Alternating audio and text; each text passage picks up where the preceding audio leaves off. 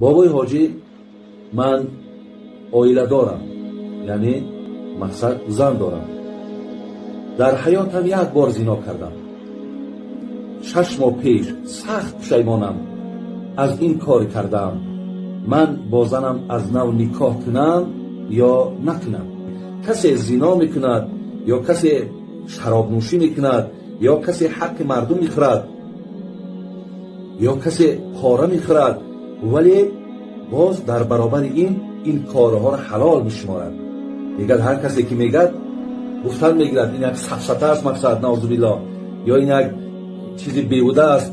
من تا وقتی هستم این کار ما میکنم، انا این انسان برادرای عزیز با این سخنش که بر علیه آیت قرآن و حدیث پیامبر که مقابل هست، این حالت این آدم از دین خارج میشود. از دین که خارج شد، البته ضربه اولین هم بر همین ایمانش هم که باشد، بر نکاحش هم هست.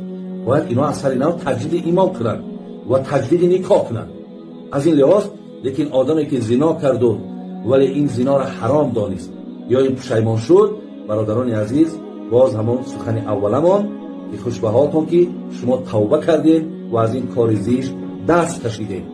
الله برکتتون کرد.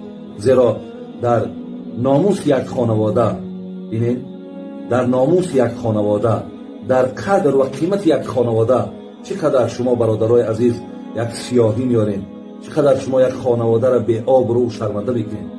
از این لحاظ این کارها را نکنید که پیامبر نازنین الجزا من جنس العمل میگه. هر کاری را که کردی همون کار با در راست عائله و خانواده خودت انتظار باش. تا جای ما میگفتن نزن در ما یک مشته، میزنن در تا 2 مشته، یعنی در ما که زدی در تا میزنن.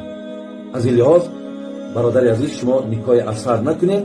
اما توبتون اگر توبه صدقه باشد، ان شاء الله شما پیش خدای مهربان مغفرت میشین.